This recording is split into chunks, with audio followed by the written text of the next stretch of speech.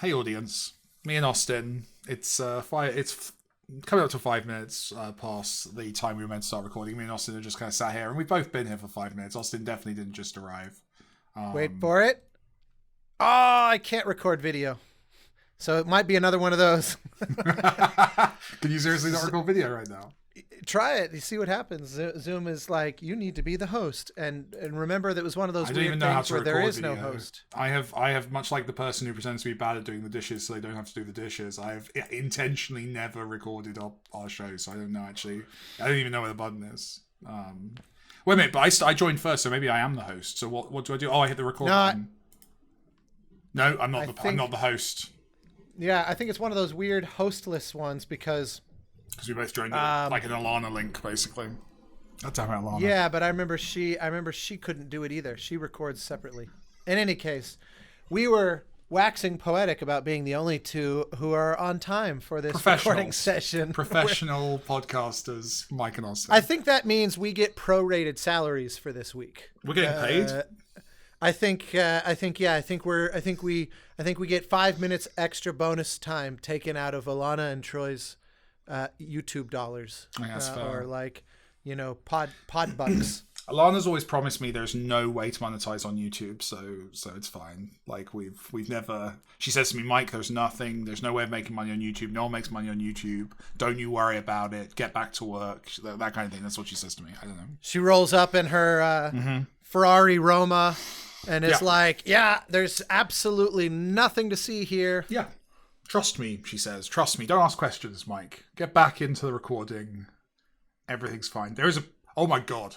I'm sat in like 2 stories up, and a pigeon just flew like head first at the window, and my window's open, and the pigeon just flew directly at me and just carried off at the last minute. But I was expecting there to be another guest star in the show today. That was good.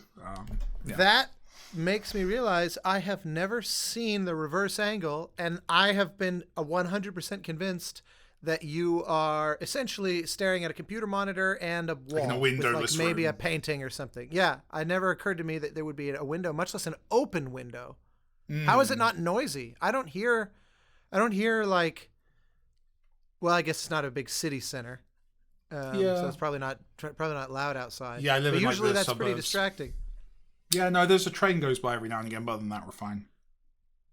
Oh, I've never heard that. That's a little clue for anyone who's trying to triangulate my position. Trying to dox you? Yeah, exactly. Yeah. Train. It's got to be within earshot of a train. Has pigeons. Yeah, I mean, unfortunately, in the UK, that's 50% of the UK is within earshot of a train and has pigeons. That is, we love a train. 50%. We love a train in the UK. Absolutely love a train.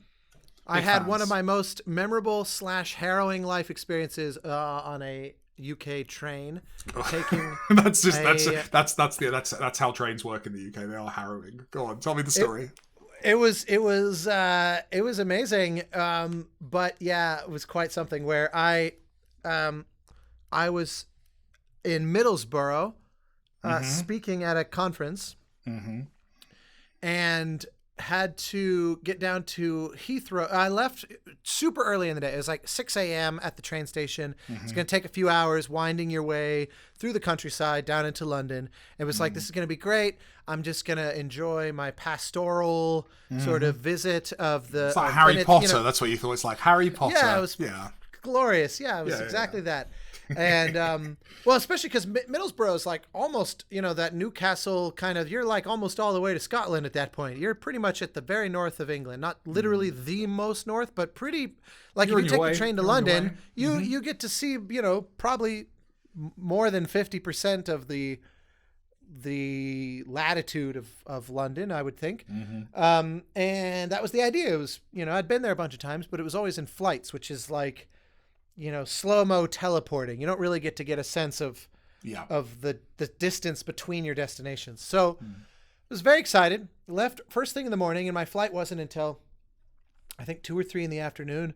So I was going to be able to roll into London, spend the day. I had lunch lined up with a friend, and then leisurely make my way over to Heathrow.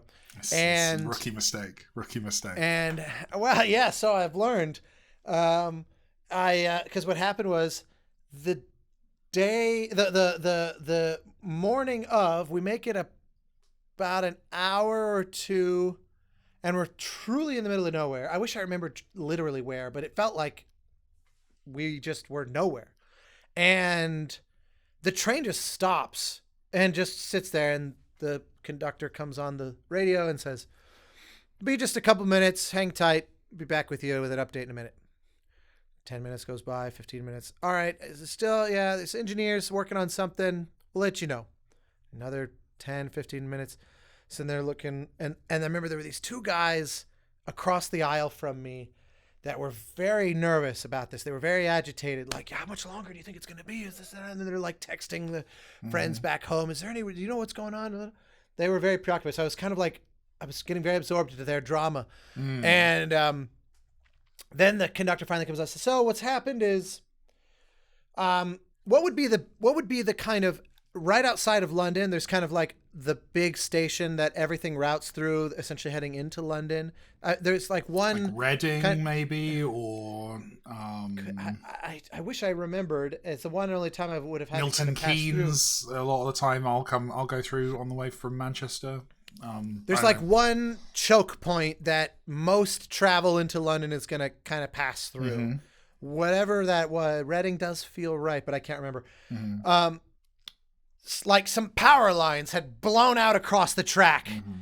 And basically the result was, because this is a choke point, effectively rail movement across all of the UK stopped. I mean, it was like Northern Ireland was like, we're gonna stop out of sympathy. Like it was just absolutely chaos in the railways for that day while they do the repair, because this was a particularly vulnerable spot for there to be a thing that causes this ripple effect, right? It'd be like if JFK entirely shut down the airport in New York, it would disrupt all American travel, basically, or a lot of it. And every British person watching this is like, "Oh, it's like a Wednesday then. Okay, cool." Yeah. So I learned, because we're sitting on the stopped train for well over an hour, and I remember I texted my friend, and he goes, "This is actually a pretty big story on the news right now." And he said, "At this point, you should just find any possible way," because I was still several hours outside of London. Yeah. And so he said, "You should just find any way you can to get here, because I'd be amazed if you don't miss your flight over this, because this is going to be out of commission for a while." So then I start thinking, okay, well, just whatever it takes to get to London. You know, I'm not hitchhiking distance out of London. Like, I'm hours by train away. So I start then cluing on these guys that are freaking out across the aisle on my train car from me. Turns out these were a couple guys from that Newcastle, Middlesbrough area who worked for whatever the UK equivalent of like Verizon or AT&T is. They sold cell phones. Yeah. And there had been a company-wide competition for top salesperson sale. Yeah. And the top 20 were given a expenses paid little getaway in London, where they had a hotel and meals and whatever. And then a scavenger hunt had been set up throughout the city as a prize.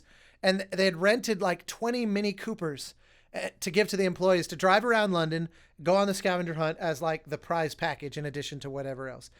And they were texting their boss frantically going, "Are we going to be late? Are we going to miss the start of it?" And they were very excited they had both won this prize. And, you know, they're not, I think, regular folks in London. Like, they're not city people, in other words. So I was feeling their distress that they were like, this is our vacation. This is a big day, yeah. Yeah.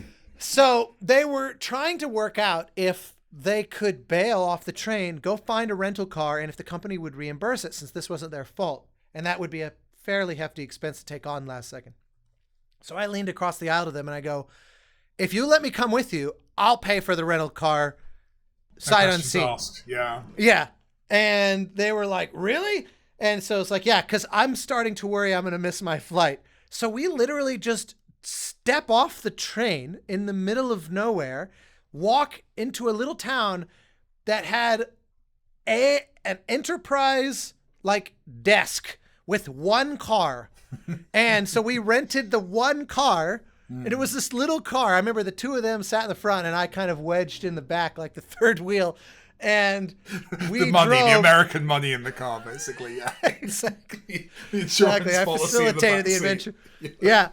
And so then I mostly, and these were like old friends, and they were like, so I kind of just sat there and eavesdropped on them commiserating. I think one of them had a kid recently, and they were just kind of, so it was like this fly on the wall of these guys. Oh, you seen Jimmy lately? Oh yeah, it's crazy. I heard he got divorced or whatever their life stuff was. At some point though, they start talking about video games. I'm like, oh, you guys big gamers, and they're like, yeah, oh God, hell yeah, a lot. And I was like, oh, that's awesome. I was like, I actually work in games. And they were like, what the fuck? No way. Like, never met anybody who worked in the industry before.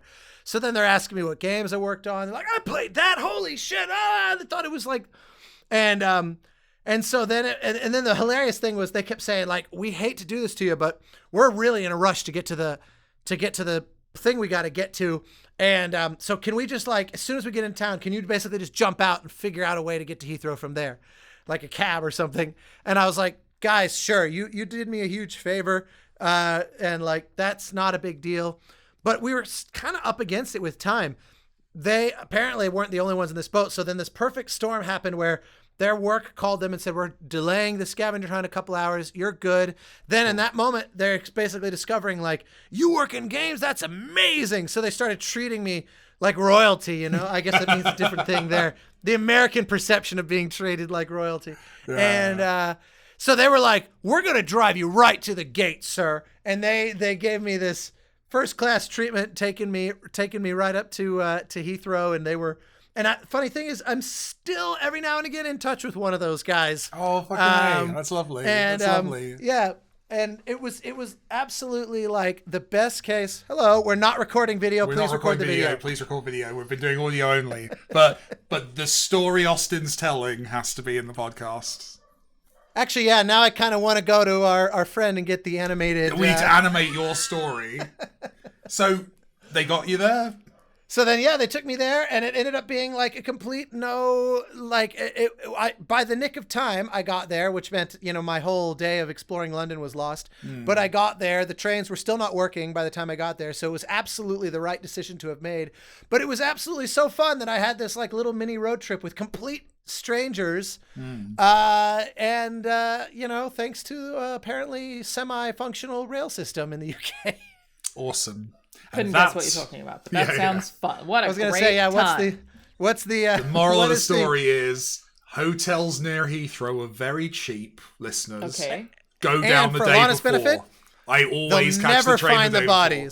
They'll never find the bodies. There you go. How you doing, Alanah? Big day at the office today. Yeah, it's God of War Ragnarok has a release date. Very exciting stuff.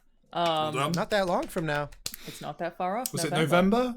Yep, November 9. Yeah. I wanted to talk about this a little bit because it's been a very weird experience. So the like developer harassment stuff about not delivering a release date was way worse than I ever would have imagined. Like just constant. I didn't know, like, I'm sure it's not normal for most studios to go through that, but just constant fuck you, where is trailer? Like, so much of it. The God of War fans, I mean, that was going to be the first thing I said, but I figured I'd let you speak. You technically got one today, Austin, okay? Go watch it. God of War fans are really wonderful. It's like this weird cross-section of people who are interested but very hostile. Way worse than I ever would have guessed or anticipated. It was... Meaning the release date... Was the trailer put out today as well? And it was the fact that it wasn't until now that you're saying people were complaining Basically, about? people were very angry that there had been a length of silence on the game. And just pretty much every single day, fuck you, where is trailer? Fuck you, where is release date? Which to me just seems so counterintuitive because you'd think... Just wait. Fuck you, give me the thing I'm excited about. Yeah, but you'd think just wait until it's ready, because if you rush a release date, then it gets delayed, or like you end up like it comes out too soon or whatever. It just seems very counterintuitive. But the thing that I actually want to talk about, like, that stuff sucked. Again, there are a lot of God of War fans who are really, really wonderful and part of that fandom that are like constantly making cosplay and like cool art and just like excited and very enthusiastic and really feel like they're a part of the community. They almost feel like a part of the team in a way that's very, very cool. A lot of really nice God of War fans. But the thing that's been the hardest to watch from like the development perspective is the leakers, who have just been completely full of shit. and it's almost like you don't know there's a studio of 400 to 600 people who are also seeing everything you say and being like, what? Like you know that all these people know that you're lying. Well, they know that you can't say anything because I suppose. Professionalism, right? That's their whole business model. Hey, so Troy. it very much comes across. I got the cell phone edition, I think. Yeah, no internet. No internet. Thanks for joining us. Yeah, it makes you look like you're in a timeout chair. Like you look really isolated and like you're kind of in trouble. Yeah, sit in your timeout chair and shut up. What's the ball on the floor? I feel that way blue today. Ball on the floor? Yeah, it's a lacrosse ball. I can't wait to hear what conversation I'm interrupting. Yeah, the audience is going to be really happy about you interrupting this one. It's like been a perfect handoff because I was finishing a story as Alanah joined, and we made a hard 180 from that. I don't think Alanah was finishing, though. I think Alanah was just getting started. That's true. Let me get back to what I was saying before we get Troy's lacrosse ball, which will be the title of the episode. Okay. So as somebody who's leaked stuff before occasionally, and then eventually I came to the decision that I shouldn't do that. I accidentally did it the other week, and then it made headlines, and I was like, I didn't even mean to do that. I didn't even really think about what I had said there, and I also thought more people knew.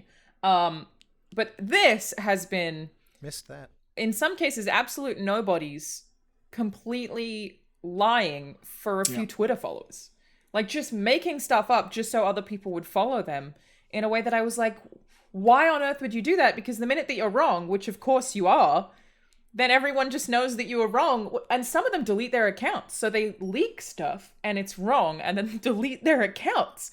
Why? It's such a weird ecosystem. Ecosystem. There are a lot of them. And they're arguing with each other about who's right. And it's just this really bizarre... I wonder if they're like the end. I wonder if there's people lying to them. I wonder if there's like a chain going on here. But it reminds me, I'm fascinated. Sorry, go on. There was a thread from a popular leaker recently who had intentionally leaked things to another leaker so that they would catch them out lying. Like they had intentionally been a wrong source so that they could prove how bad their sources were. It's huge. And that wasn't even related to God of War, I don't think. There are just so many of these people who just kind of do this full time to get a few Twitter followers who have anonymous names and they're all competing with each other to be the best known leaker. That it's just so weird. Like I think that they probably partly contribute to like people being angry and worked up, but I don't think they're to blame. Like the shitty people who are getting angry and harassing people are the problem. Like the leakers are just part of the environment. But it's very, very strange to observe because hundreds of people know you're lying. I feel that's being a bit. Look, I'm always one for empathy, but I think that's being a bit.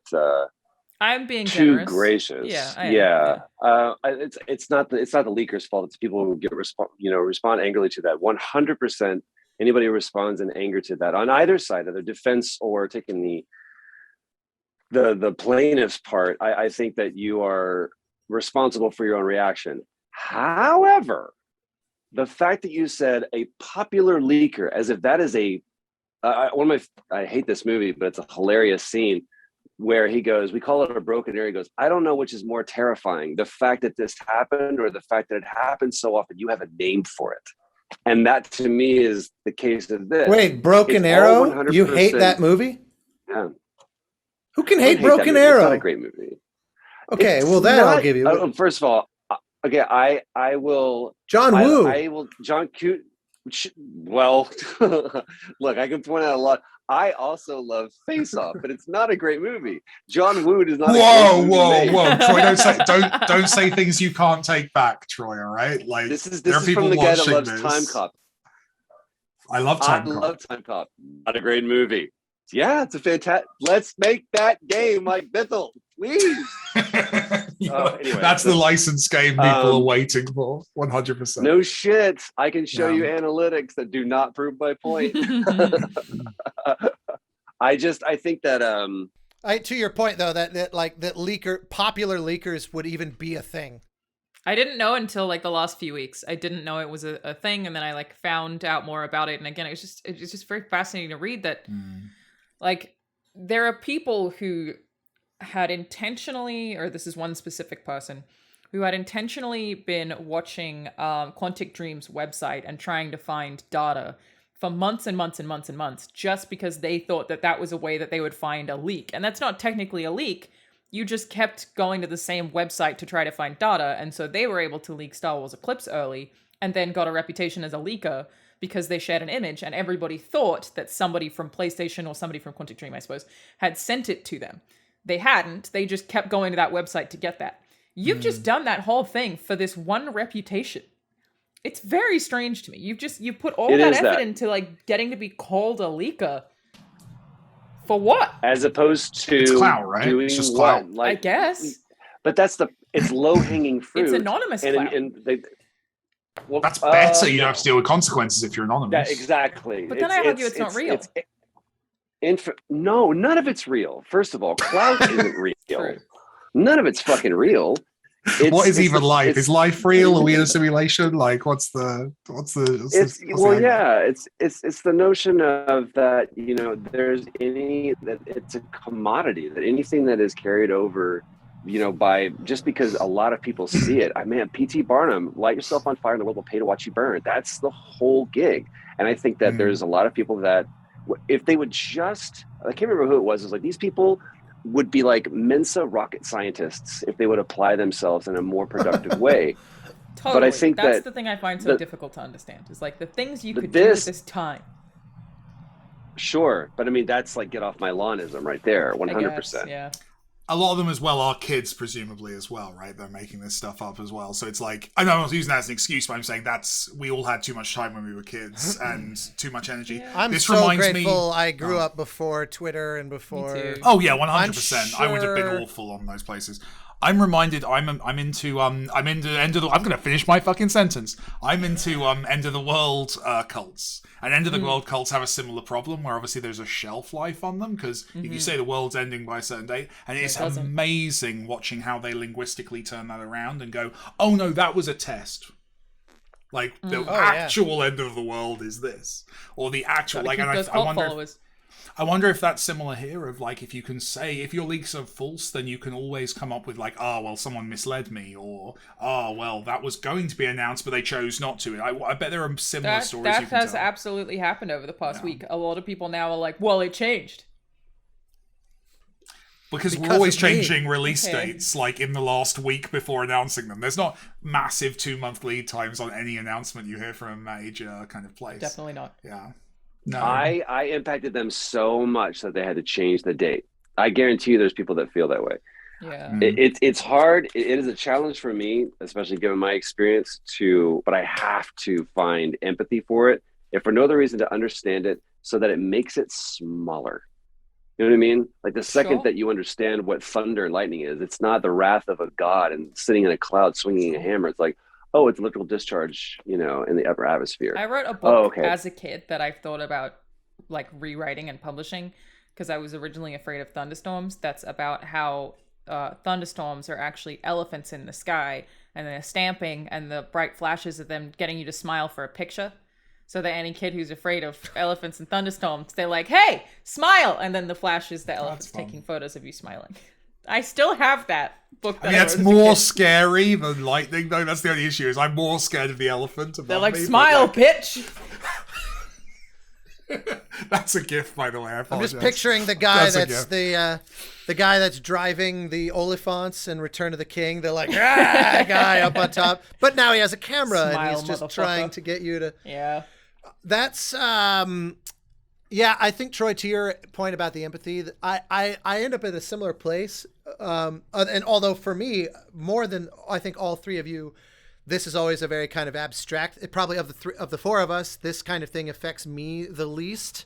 Like I get the downstream effects if this sort of thing happens in the least sort of painful way. It's like disappointing, but it doesn't. And no one ever tweets at me like, fuck you, where's the la la la? Like I don't think you'd ever get any blame. No, it wouldn't make sense. No, like, because I think that, the people that are, typically speaking, the people that are going to get worked up about this stuff they obviously don't know enough about how the industry works to therefore realize how crazy it is to get worked up over it. Therefore, they wouldn't know about other people in the industry like me who have a slightly more anonymous job from their point of view. So I get the sort of shelter from that. But to the point that I do kind of just abstractly think about it, I do look at it through the lens of, here's a person who has, for whatever reason, staked a fair bit of their time and identity, even if it's anonymously, in terms of what the rest of the internet knows. They are clearly sinking large swaths of their personality and their time and their use of this life into that. And I go, that's the thing they've got going on. I got to write music for a video game. Like, yeah. So I shouldn't hate this person. I should hate kind them, of feel bad. I don't think I'm just like, why? I didn't know it was so much this big, and also that they're just disproven so fast. It's been very weird to watch, like to see tweets. That's all the intellectual side of it, though. I'm because I agree. I'm purely on the emotional side of just going. It's not that I pity them, but I just go. I feel lucky that there's something more substantive that I can put my time towards than like hiding behind a Twitter thing, and that's now my thing. Fake leaks, and I just look at it and I go, that kind of sucks. And I wish more for them. I wish them to find something more meaningful than this. That's like where I have to go. That's where I have to go to not just look at them and go, you're insane. It's very confusing.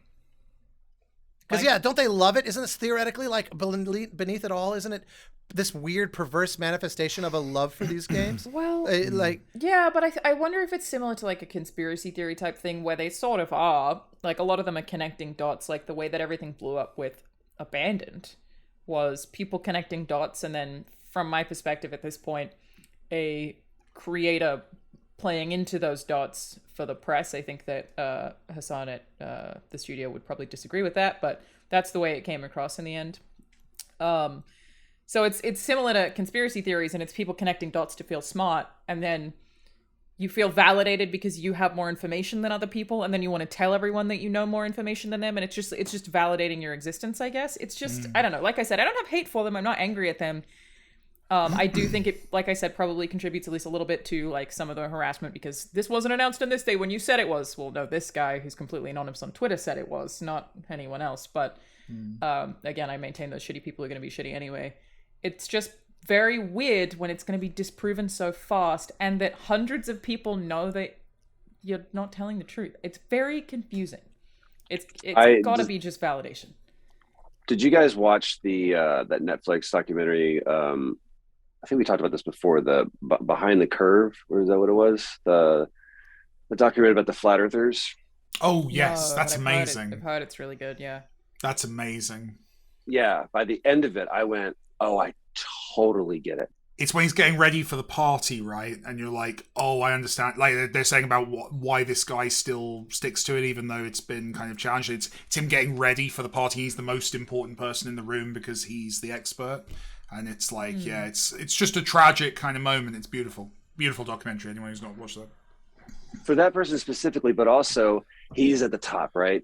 It's what about everybody else who's not, who doesn't have that prestige within the organization? To be clear, it's flat Earth, so everyone's on the same level.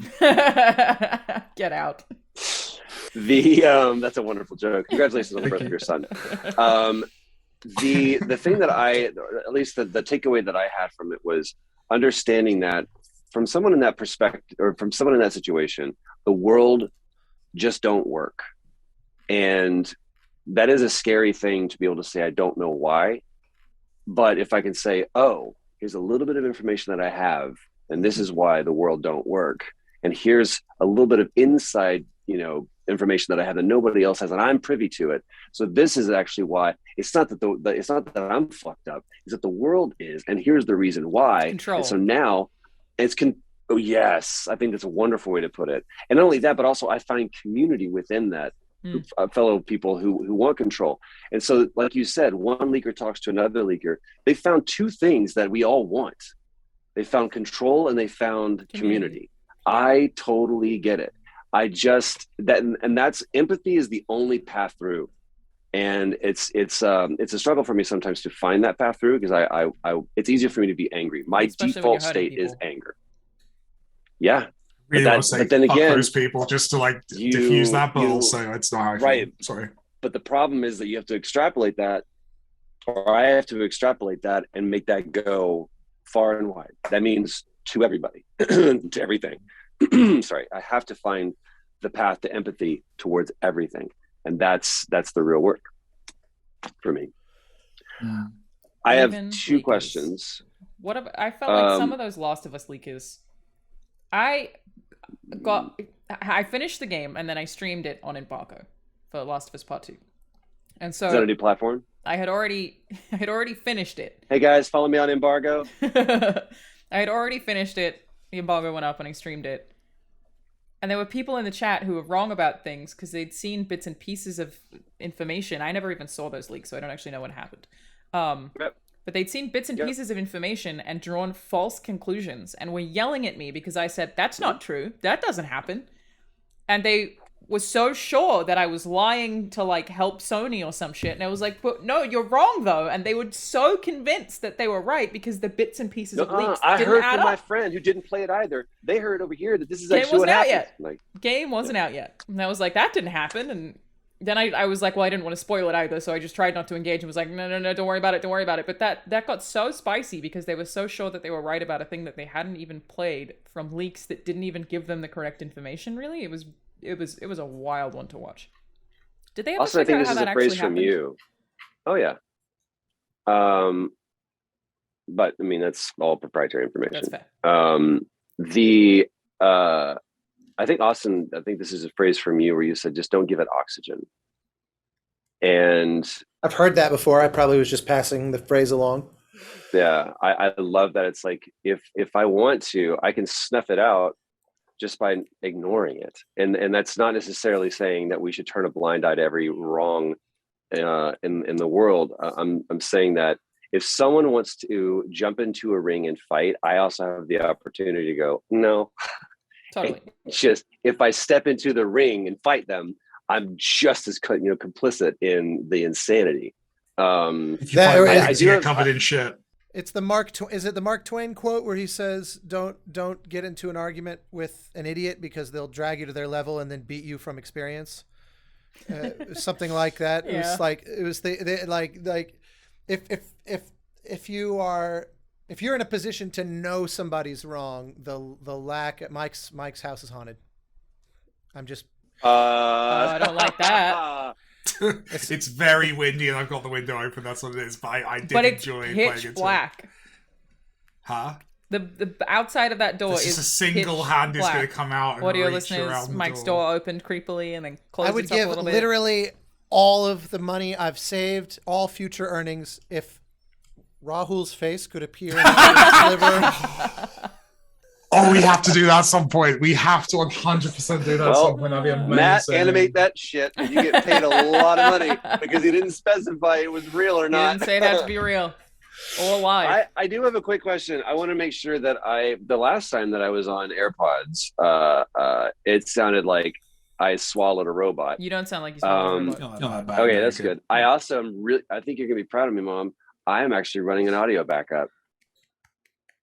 That's great, actually. Through your because I'm phone? not, so Asterisk. I started it about 8 minutes ago. So fuck no, that's fine. It'll be okay. That's I all have the right. desktop at Mike least. and I started the first almost 10 minutes, I think, of the show with no video also. Yeah. So But you did immediately tell me, so We've hey, learned and the from our 108 mistakes. episodes. We're getting there. We are learning, Alanah. We have taken a failing and we have turned it into a learning experience, and we are doing better as a result. We are. Look It's at us. growth. It's growth. It's I'm proud of all of you. But to end the Ragnarok conversation on a positive note, I just want to say, like, everyone was super excited. It's very bet. cool. It's so cool to see the positive reaction. Like, people are just super hyped, and That's great. it has largely been a very positive day for a lot of people. So that is wonderful. It's so cool to have been something confusing out to there watch. to have everyone know what it is and be able to talk about it and know. Yeah, it's great. when it's coming. Yeah, and obviously, like, when that was so anticipated, it was an exciting thing to get to reveal. So another cool. The collector's edition aspect, is so cool, and I'm very excited to like just see fan speculation come out of what people think of certain things. Even just of that, it's gonna be fun to watch because those God of War fans can be pretty hardcore, and it's a delight. I cannot wait to watch people stream the game. I cannot wait.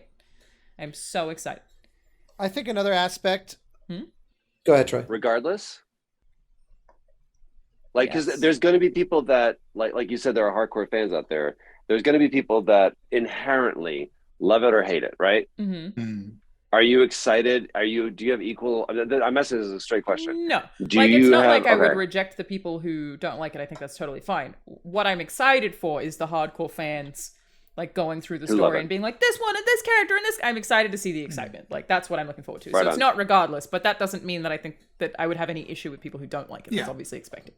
Cool with those two, but excited to see the people who like cry or whatever. Like, that's what I want. Hell yeah. Can't wait. It's gonna be fun. Yeah. Austin. What I was going to say was that the thing that I think could be also the other aspect of the leakers just / random the broad just trolls in general who will give shit to people for anything really online.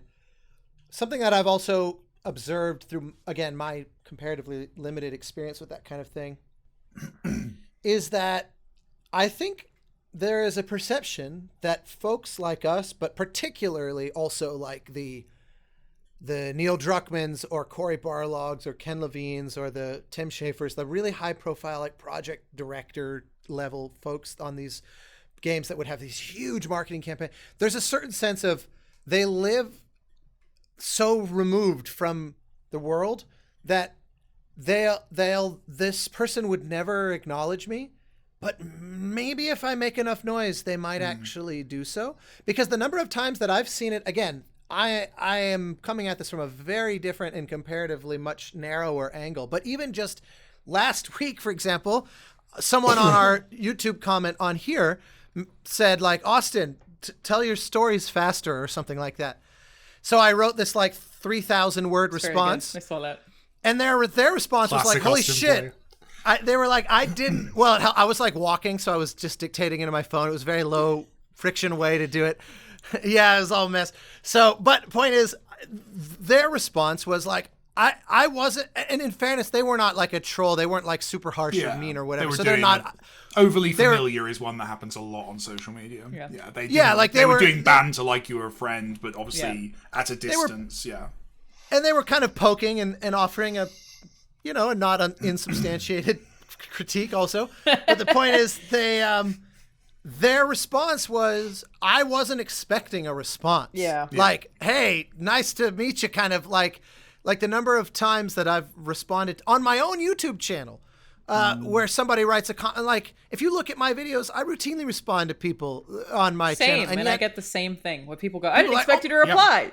Yeah, I get it all the time, and it's weird for me as well. A lot of I'll get sent a lot of stuff that reads negative, but then I've had to learn to kind of pass that as, no, this person has this kind of parasocial relationship with me. Maybe they think this is like we're buddies and they're like joking, and often I've like told someone off a little bit and been like, hey, that's a weird thing to send to a stranger on the internet, and they've been so embarrassed by that. And it has happened, like you, Austin, it's happened to me so many times where it's like, okay, exactly. So I try and navigate that now with a lot. I try and I give too much benefit of the doubt to a lot of people on the internet, just to kind of like, okay, this person maybe is, and I can do that because obviously I don't get as much abuse as many people do, but like, there is this weird, it's the parasocial thing. I think I invite banter from strangers and not as soon always as you're on a people, podcast and people hear you talk for an hour a week, like I feel like that's done. Like they hang out. I had it before, but yeah, that's also part it's of your it. face then. Yeah. I don't know.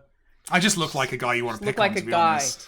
I get it. I don't think that leakers it's are the nicest doing thing anyone's ever said to me, Alanah. Thank you.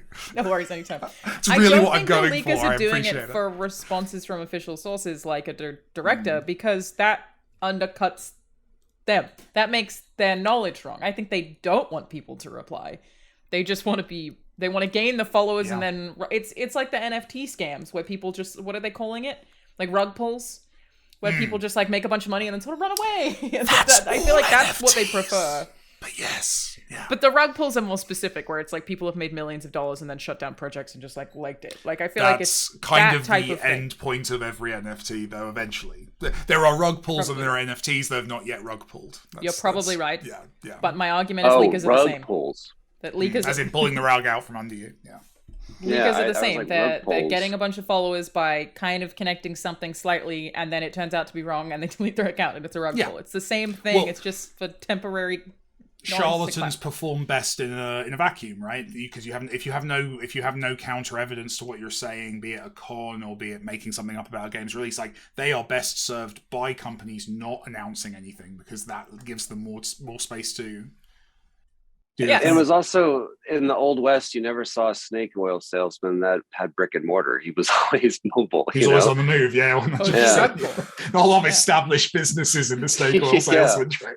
That's a really good point. That's a snake oil salesman. He's been for 20 years, matter of fact. It's funny. I've never thought about that. I've never it's thought totally that's true. I never thought about that.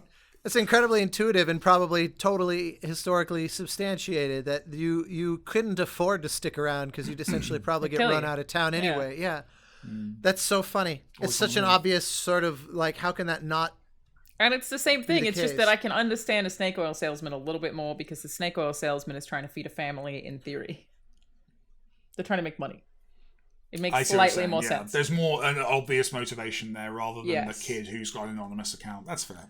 Yes. But that is especially for the like Mike said, where they're likely kids, they don't have to earn a living, most likely. These are presumably kids in like growing up still, or like a lot of this is driven by folks who they're not, this is not an after like nights and weekends activity for them. Yeah, probably. Because they're not in that position. Like I have nothing to back up what I'm saying. I just, it would not strike me as wrong if somebody, like it would feel very intuitively agreeable if somebody said, this is the sub 18 demographic is the fuel. All it takes is one person to tap into that market, because also, they're not preoccupied with earning a living. Smart people tend to assume smartness in the part of other people's decision making. Like, Alanah, you're thinking about this in like a what are they getting out of it way, because you're someone who thinks about things at that level,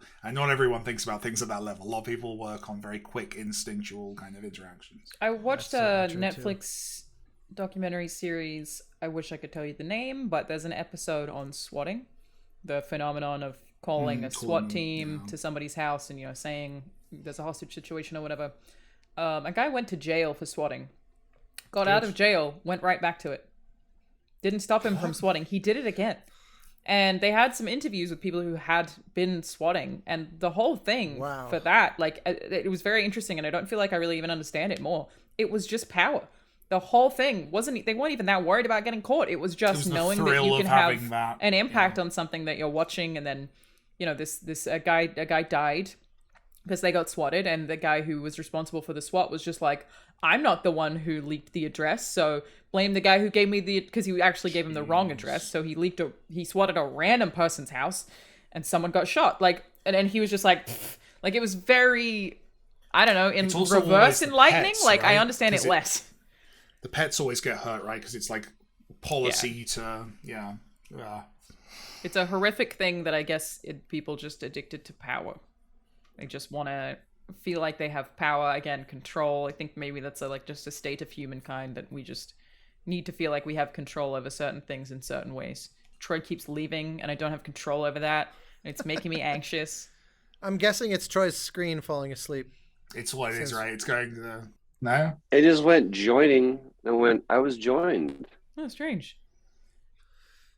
Yeah, I mean, ironically, isn't that sort of part of the whole premise of quite a few games in general anyway? Like, the whole concept of the power fantasy, isn't that the driving force of huge swaths? Obviously not all games, but just tapping into this deeply human instinct to need to... Actually, one of the most cool things I ever got to be part of, I think I've mentioned it on here before, but the first time I met the group from Australia, Tripod, was when they reached out to me to do a show with them with the Melbourne Symphony called This Gaming Life. And there's a song in there. The way the original premise was I was going to orchestrate these songs they were writing, and then we all ended up just kind of making this show together. But there's one song in particular that they wrote that I think is kind of among our favorites on the whole thing. That was called "Safety in Numbers," where he's talking about a road rage incident that he genuinely, Scott from Tripod, got into a road rage incident somewhere in Australia where someone just like really freaked him out. Like it escalated in a way that seemed completely insane.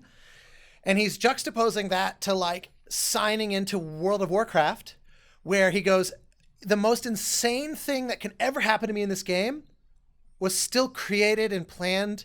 And there's an element of control that if I don't have, someone somewhere has. And he goes, the real world, things happen in ways that are random and have no explanation. There's sometimes things just don't go a good way, sometimes horribly, even if it's like a natural disaster. There's no Never reason mind for it, human. and it can feel unfair, but there's no logic to it. Whatever. Yeah, and so that was what the title "Safety in Numbers" referred to. The idea that there's an underlying sort of code base to games, that there's a security blanket in that realization. But there is always in societies as well. Like, you can only get swatted in countries where swatting is possible. Right? What do you mean? Yeah, but what city can you not call the cops? Well, we don't give our cops guns in some countries. That's that's what I'm saying. Is there's society. I'm not knocking America on this, but like we choose we build cultures to create allowances and affordances. The way Austin's saying, like game designers, like if your police is militarized, then that changes the rules and the. I imagine there are a lot of distance. Oh, 100%. 100%. That's However, that's a choice. There's a set of interacting systems that create the range of hurt that can happen, or the range of dangers and risks in society. There are, and every country's got them, right? Every country's different got levels like of training its things for that those are police, like how they'll respond is different in every country. Yeah. There's the average person that's walking around in the UK is not armed with a machine gun, but there is obviously there's a level of the police force. I've seen them that have fucking weapons. You go to an airport in of Thailand course, and they've got. But I can't get them AK-47s. to come to your house. Right. There are airports. There are like constable. Yeah. They have it depends. You're Like, not going to get some.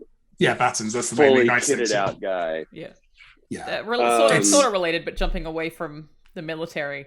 My single least favorite video game writing trope, and I'm so surprised that I never see people talk about this. The one thing that it makes me uncomfortable, and it's very common, is when you do something in a video game that is planned, it's linear, you are supposed to do this thing, but then every NPC character starts telling you how amazing you are.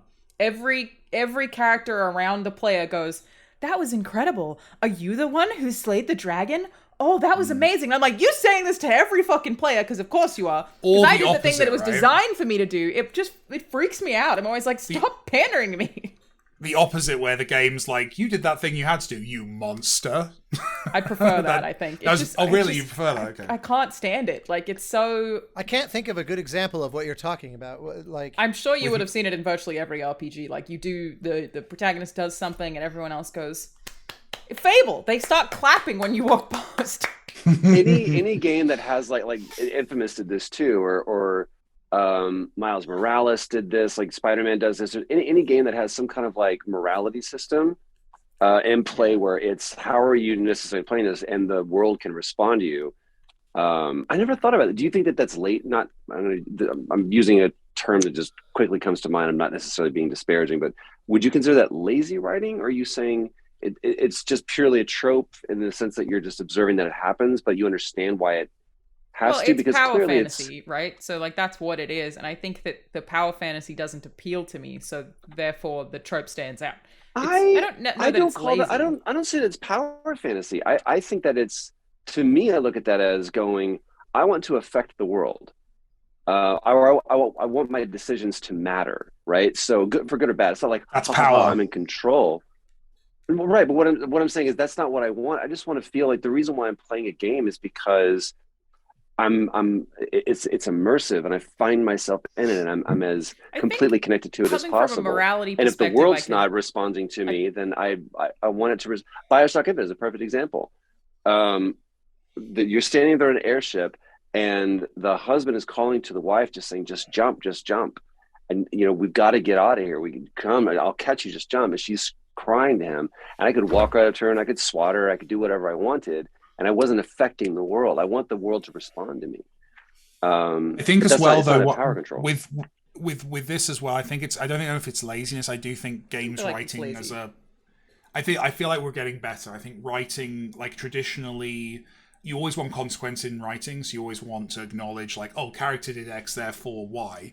But with interactive narrative, where the player is either making choices or not making choices, the intent and the degree of choice the player had should define the scale of the outcomes. And that's something that's kind of very still up for grabs. Like, there's great games writers who are very good at this, but that's why we're getting some weird vestigial stuff where, like, the go-to example is what I was saying of the game that kind of tells you off for doing the thing you had to, because in a movie all the actors have to do the things that the script says they do, and in the order that they say they will, so we can have those kind of morality plays play out, and we're not thinking about intent or choice beyond what the characters in the fiction are doing.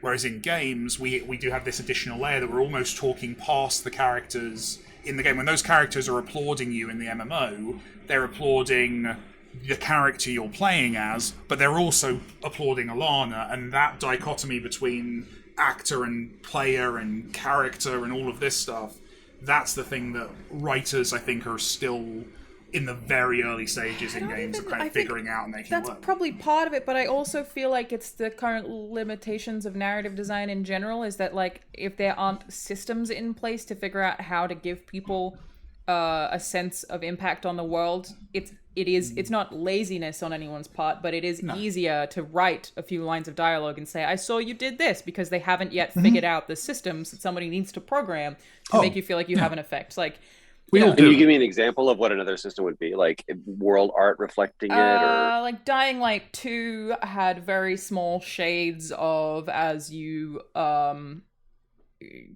claim an area, you can choose the streets, or you choose a faction to align with, and they're basically good or bad, I guess. And one of them will change all the rooftops, and you'll have more water, and there'll be more flowers, and the others will have more traps on the streets to capture zombies. So it would be like, instead of people being like, wow, look at you saved the water tower would now have people on it. There would be growth, there would be a garden. So things like that I said Dying Light 2 did it in a very, like, restricted way, but I think that the systems don't exist yet. There's also an economic problem as well, which is interesting. And this is where Alanah's right, that as these systems get better and cheaper, which is always what happens in games, it'll get easier. But, like, legibility is a big thing. So if you're adding a feature to a game, any feature you would add to a game costs money. Like, it costs time for someone to do it, salary, whatever. Like, there's always a cost associated with anything. So anything you add to a game, you're always kind of having to justify that choice, be it a blade of grass or a character or whatever. So with story, it's interesting because story doesn't, like, good, beautiful, fluid narrative systems like Alanah's describing are often invisible. There's just a really simple example of this in Subsurface Circular, game we made. There's a character who you basically, at a certain point in the story, you can, like, basically call them a name. And whatever name you choose to call them, that will then keep coming up, and they'll keep referring back to the fact that you called them that, and they'll make little snide remarks about it. And, I was watching a playthrough of that the other day, and the player never noticed it. All of that work to create that fun little outcome, because the player doesn't see the story branching out and doing its different things. This is why something like Detroit has that screen of all of the mapping of everything. It's kind of story, more so than like something flashy and visual, story branching and story outcomes. Players are very used to the kind of fake reaction that Alanah's talking about, of characters all applauding you for the thing you had to do, that they're not trained to look out for that stuff. So immediately the person budgeting the project, the person kind of figuring out where people should spend their work, goes, well, no one's going to notice that the nickname is being carried over and made reference to later, so let's cut that. In a game like Subsurface Circular, that's fine because it's just me writing text, it's really cheap. But in a AAA game where that requires a voice actor, a mocap session, a blah, blah, blah, blah, blah, like there's, these things often get knocked and left behind. The game that, like, really stood out to me recently, I was playing through Forza Horizon 4 for some reason. I love those games. They're all very good. That's the British one. And I would, Playground. do something. I would get to level 10 in whatever career. And the radio, not even a person, would go, wow, that was amazing. Can't believe you did that. And I'd be like, but what accent are you I doing was there? Sorry, supposed Alanah, to what was do that. I don't know. That's how they all sound. It's ridiculous.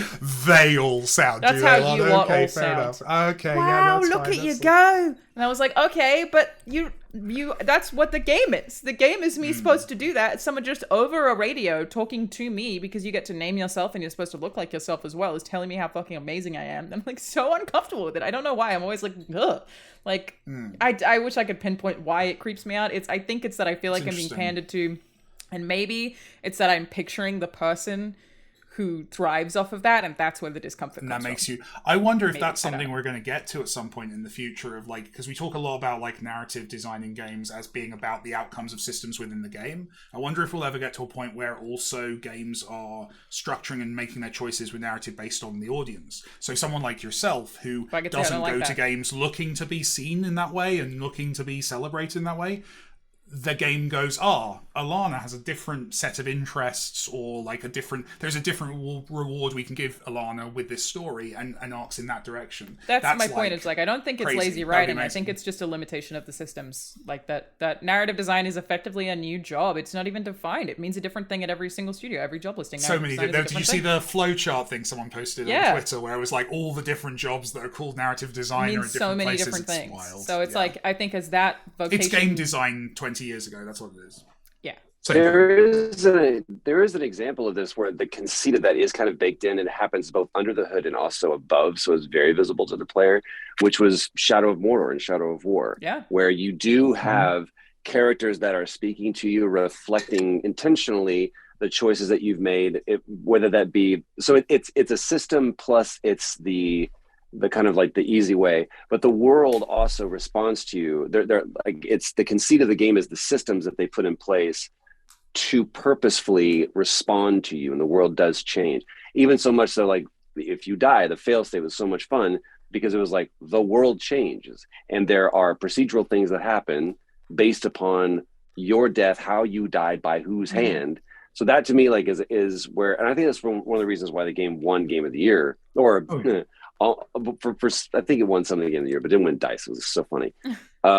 Is because that was very innovative and was pointing to what you're talking about, to where eventually there will be. Right now, for the most part, it's easy to do text. It feels 100% personal in that game, and I think, like I said, part of the problem with it is the pandering of knowing that that's being told to everyone, no matter what, regardless, and that some people take it to heart. Like, it's because reflecting you back at yourself in that way. Yeah, I guess. Like, and when but it also comes to Shadow Journey of War, did the same thing. Sees you.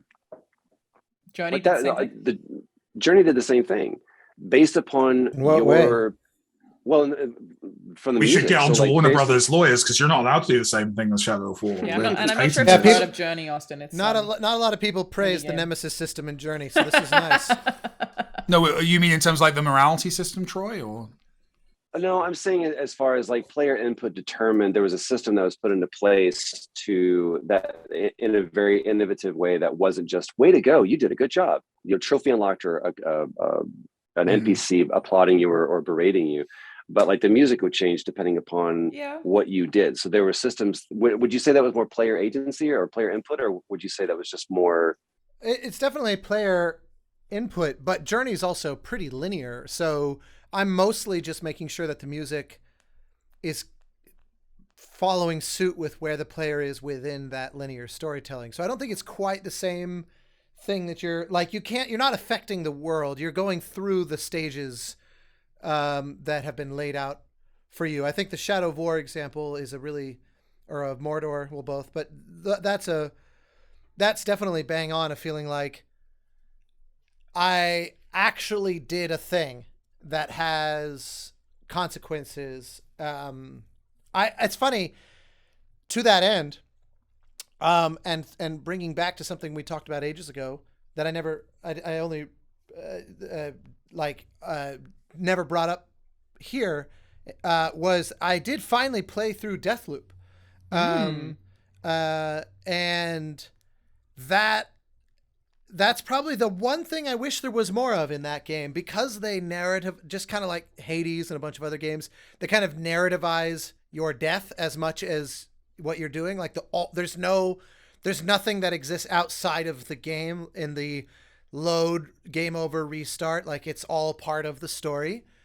It would be cool if there was, if it seems like that game has opportunity to make the world dynamically adjust to your participation in that loop, because it's aware of it. In other words, if every time you died, you know, like this character that was always going to be over there is now over here because there's a certain reaction to understand it. Yeah. Like, it would be interesting if I mean, look, it's easy to just say that the game is crazy complicated in its systems already. And it's such a cool, like, conceit. I really loved it. And also, I think a good example of everyone knows who Cult is. You're reading about Cult all the time. Everyone's going, Cult, oh, fuck, Cult. Oh, shit, Cult's doing this. But I was always very interested rather than feeling pandered to, because I was like, what is happening and what has Cult done? Because I'm playing as somebody who also doesn't remember. So the player and the character are at the exact same point learning the same amount of information. It didn't feel like pandering. They just know, okay, Cult's here to shut shit down. Are you saying there's a lack of ludonarrative dissonance there? I am. For you? Thank you. There you go.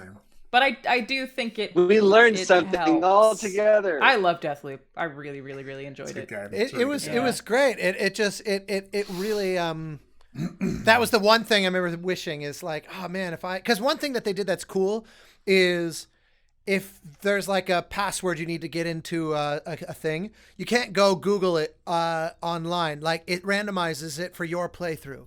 And if there was a certain, if it was possible to make some of the bigger picture things not necessarily randomizable, but changeable, such that if I die, the characters somehow learn from that and get better in the same way the Nemesis system is sort of like trying to kind of one up in order to face off against you. That would have been the one thing that I would have loved, because it would have felt very natural within what they already built. It wouldn't have felt like this external imposition. For sure, yeah. You know? I mean, like you said, that game is already very complicated, and I think there's a world where that game in 10 years, they would know how to do that. Or had budget for that kind of, like Mike said, adding features. Exactly. It's a great game. There is one visionary who is fully aware of the loop.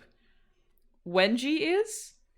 Right, the scientist that's like in 20 places at once. Yes, and then I think maybe there's one other guy who they're aware of the loop, but like everyone else thinks it's day one the whole time. So it's like there's also one door that's not randomized, which is the first run, right? Because they give you the achievement if you guess it correctly. Because it's also written in that room, I think.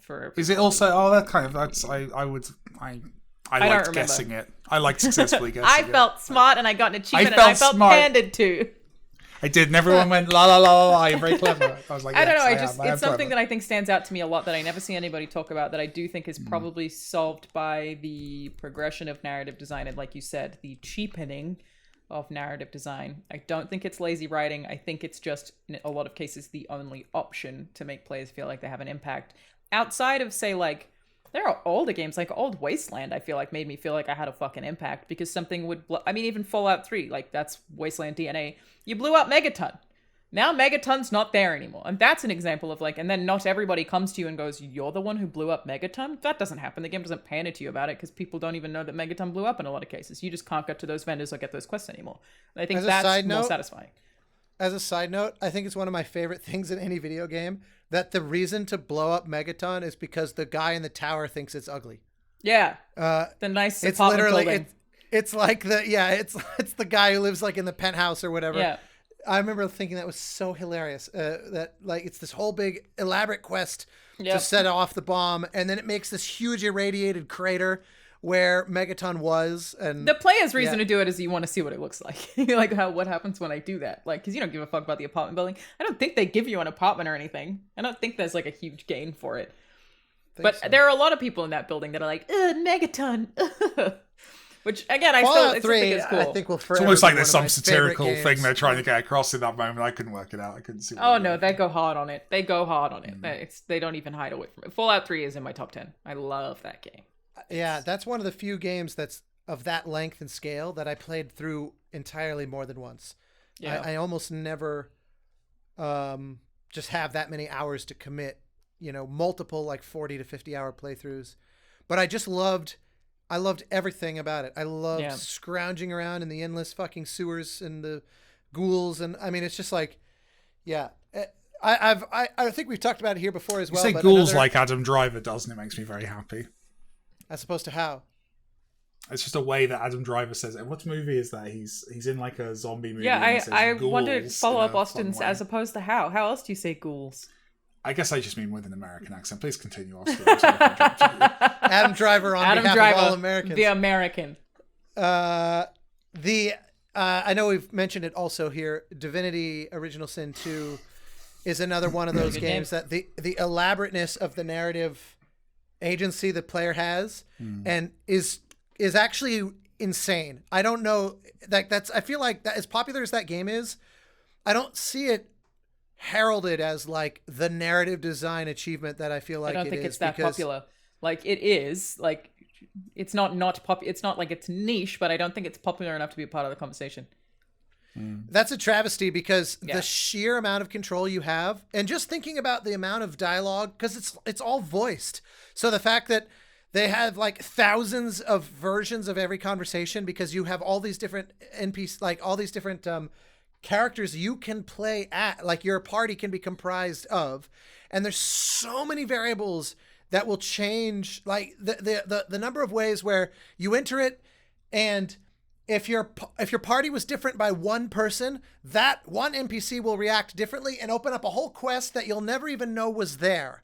And it's all voiced, and there's items, and that stuff is so complicated that most studios will just go, no. Yeah, no, fuck that. And they're like, it gets trimmed out. It gets trimmed out at the very and it makes you start. Because what's the return on investment for the average game? Like it's you like you put all that energy. I was talking to the writer of Gears 5, and I wish that I could remember exactly what he was saying about this. Tom Bissell, as it were. Writer of Disaster Artist, person I am most frequently mistaken for in interviews. That's why I enunciated it so specifically. I wonder if he gets Biffle. that with me. If and when you talk to him again, ask him if he's ever mistaken for me, because I'm often mistaken for him, and it would make me feel. It wouldn't surprise me at all. If it was the other way around as well. If it was reciprocal, that would make me happy. Okay, It probably I'll be isn't. Like, Carry by on, the way, sorry. Tom, please talking do. to me about how Gears 5, there are certain choices that you make where the dialogue will be completely different, and he was like checking reviews to see if anybody noticed, and just nobody did, because people didn't play through that game twice or pay enough attention to those chunks of dialogue close enough. So that's why it's hard for a lot of studios to justify, is most people don't even see it. What's the Exactly. point? That's the challenge, and until I feel like Shadow of War was.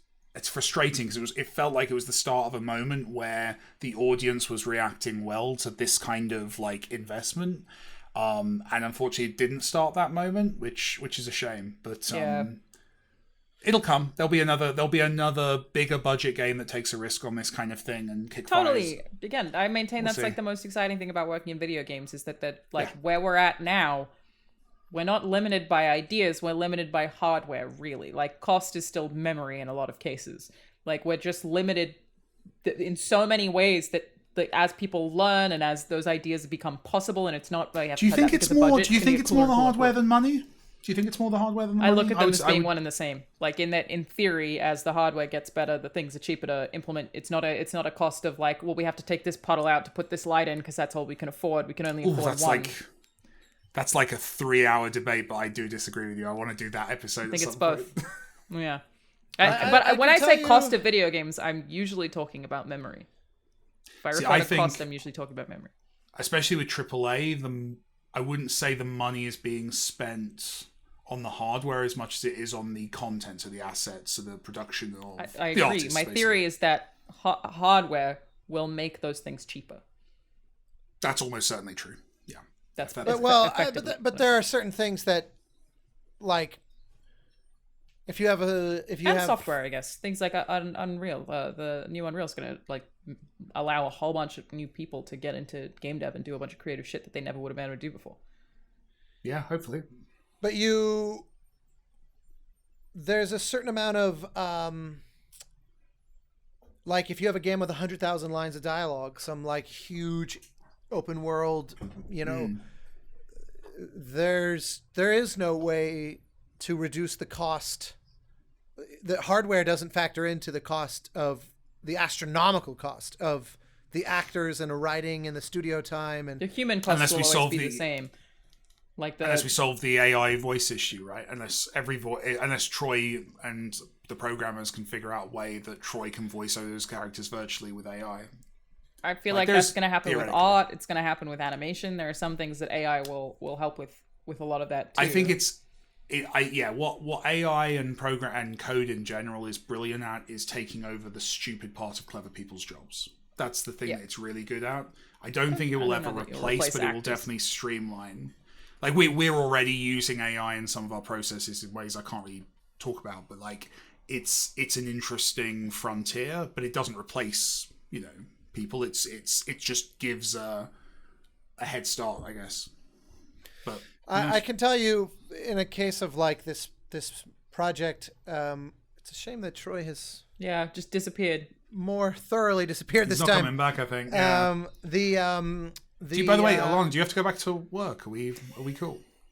Don't you have a job you have to get back to? Don't you have a job, Alanah? I do, but I wanted to take up the full hour, so I can do like another 5 minutes. This is my lunch break. That's how I do it. I always just stick to an hour. So. And I don't eat. Good. Oh, it's because me and Austin were doing the story. That's I wasn't here. Story time with me and Austin, you weren't here. My meeting went overtime, and here I am having lunch. That's how we make it work. This musical Stray Gods is one where the branching, I mean, there's many thousands of outcomes that the game, like thousands of viable, distinctly different playthroughs that the game creates, and obviously from a songwriting standpoint had to support all of that, and I kept constantly finding ways to go, oh, wouldn't it be cool if this had this impact and this then had this, but you do reach a point where you go, I'm going to be making content for the rest of my life if I say yes to all of these things, or if they tell me yes to all these things. Like at some point, hardware and software never figured into it so much as just the idea that we have to record. You have to ship the thing at some point. We have to ship the thing. Finite resource, Yeah, and also, even though on a game like that, we're already well into the territory of, like, I am certain there are moments where we spent ages on the writing, and then we spent ages in the booths with the actors, and then I've spent ages in the post-production and mixing and orchestration process. There are already, I know, like thousands of hours sunk into moments that probably less than 1% of players will ever even know are there. Yeah. That I get a weird thrill. I also think it's super cool. Out of that, I like that the game has this kind of bell curve where at the edges are going to be content where very few players likely find themselves. And I love the idea that they go, I tried this and then this, and I can't fucking believe that such and such actually was sort of accounted for as a scenario. And when someone finds that, right, it's like someone found that you can sing like a song from Hamilton in Subsurface Circular, and when the first person posted the image of them achieving that, I was so. There was a bunch of stuff in The Witness that the community was figuring out in real time after that game came out that was so fucking cool to watch. Or the fact that Inscription had a real actual. What's name just came out? Yeah. There was a real thing buried in the woods from Inscription. Yeah. Like nuts. So cool. I recognize that from a producer who's in charge of the money, it is a difficult thing to defend. It kind of reminds me of the story where Neil deGrasse Tyson was very troubled by the fact that in Titanic, when they're floating on the wreckage and they look up at the sky, it's the wrong sky for that time of day and that part of the year and not just that, but it's half a sky that's being mirrored. Like they have a half a sky image that's oh no. And so he had an occasion to meet James Cameron years later, and he was like, you made such a marketing point of talking about how detailed and accurate this movie was that every like nail on the deck board was a a period authentic nail, and like you all but rebuilt the Titanic, and yet the sky, something so knowable, and so seemingly cheap to get right.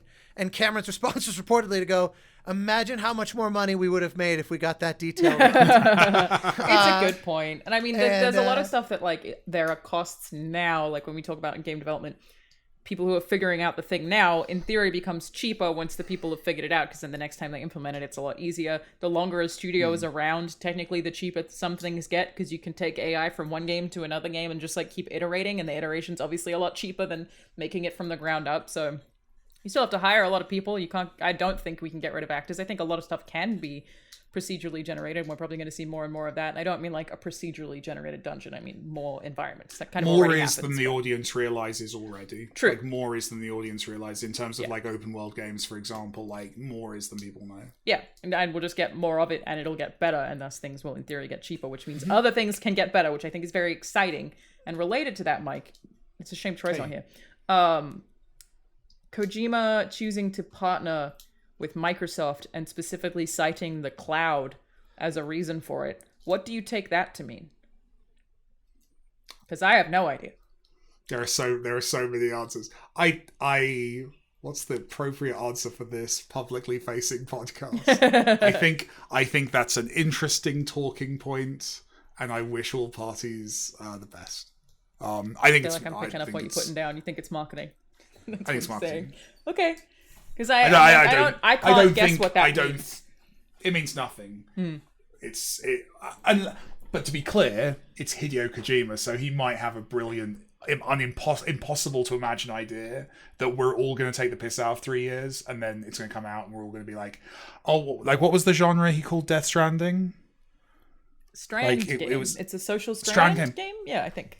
But then it releases, and I get it. Like and I it's get a social strand fucking video game. And it's like I'm never gonna fucking take the piss out of Hideo Kojima ever again. Because, fair play. So maybe there's reality to it. To me, that's a differentiator you can mention with Xbox. I'm sure it's more to do with that's where there was an interesting opportunity to make the game he wanted to make. That's most developers make. I just don't even know how you can make a different game because of the cloud as it stands right now. Well, presumably you cannot, in my small subjective perspective on this, but Hideo Kojima may be onto something brain. I'm not. He's galaxy brain, yeah. Yeah, fuck it. I will always admit my own Stadia, mediocrity in the face of Hideo Kojima. Stadia is regardless of execution, the premise is that you don't need hardware, but it's still the same game being streamed from a set. Like Kojima alluding to the cloud makes me think that the game will in some way be more adaptive than just game streaming, which is Stadia. Like the cloud just means it's stored somewhere. But I don't. Yeah, I mean the term "the cloud" is often used as this sort of panacea of all things server mystical. Farm in the desert. Yeah, exactly. It isn't exactly anything mystical. But I don't know. I do occasionally see these experiments of what the less we depend on the players' personal hardware, depending on the kind of game. Like, imagine if there was again, I know even less than either of you about this stuff, but if I could imagine Kojima being the kind of person who would get excited if there was a game that said, we can leverage a server farm in a way that is beyond what like even the single most powerful gaming rig could ever do. Like if there's something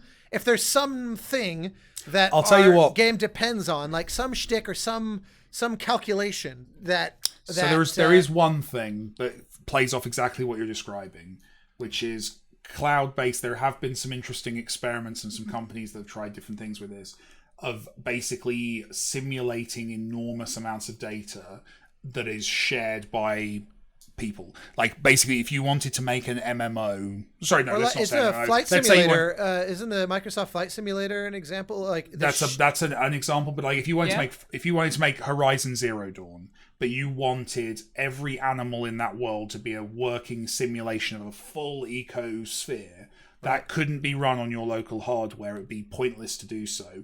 That could be data that is shared across multiple players. So there you could have a cloud simulation running that people are jumping into. So if you wanted to simulate enormous data, stop it.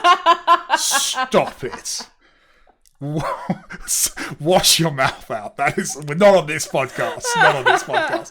But there are things like that where I could see like an incredibly complex simulation, because we've kind of faked it. So something like No Man's Sky pretends to have an amazingly complex simulation, but actually it has very cleverly, brilliantly seeded randomness, which is repeatable because it's seeded. But yes, if you wanted to run some kind of super complex simulation that was beyond what you could run on a piece of hardware and then share that between different players, that would be... I've seen that working. There are oh god, what's the name of it? There's a British company that's... Bethel Games. No, there's a British company that like has that was valued at like billions of dollars. The Royal Family. Yes, Royal Inc. I think it's Boris Johnson's government, which Cool. I'm looking forward to getting off this call and finding out if he's still the Prime Minister. That's right now? There's some drama in the UK right now, but don't worry about it. And by the time this comes out, it will have changed in 5 million ways. But no, that's a use case I could see someone figuring out a really good... And I could see a Kojima. I could see with the way he conceives of things, I could see that being... Something along that wavelength does strike me as plausible. Yeah. Of like a thing that is truly alive and evolving the social aspect of Death Stranding was one of the interesting X factors of that game that I actually found myself initially kind of put off by, and then it sort of grew on me. Same thing with Elden Ring, where Improbable. It was sort of like, that's the name of the company I was thinking of. Sorry, carry on. Oh, are they a British company? I guess. Based in the UK, I don't know where they're filing their. They're like the back end tech for large server kind of. They basically, anyone who's watched the last season of Silicon Valley, where they're like reinventing like distributed computing, that's the company in real life that's theoretically trying to do this. They're doing an original game, like leveraging their. They funded a few things, yeah. I've had the pitch and the whiteboard demonstration of how their tech works, and I understood well over 10% of it.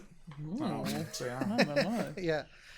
Yeah. In any case, that to me, that kind of stuff is very exciting. Totally. That could be cool. Maybe Kojima is thinking of something that we aren't, and maybe that's the road. Maybe that's the road he's going down. Always bet on Kojima. That's all I'll say. Always bet on Kojima.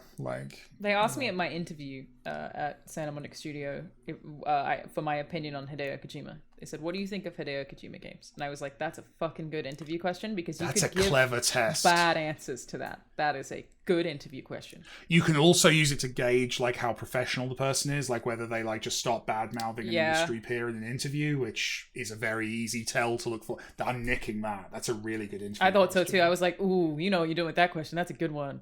What was your answer? Where did you go? I'll tell you when we stop recording. In any case, I do have to get back to work now. My lunch break is over. You're like, he's wrong about cloud computing. There's no chance. So brutal to the poor audience. Sorry, audience. I'm Alanah Pearce, I'm a video game writer. That's Mike Bill, he's a video game director. That is Austin Woodard, he's a video game composer. And Troy, I guess, disappeared at some point. Internet problems. Yeah, we missed it. Sorry about that. Oh, dog.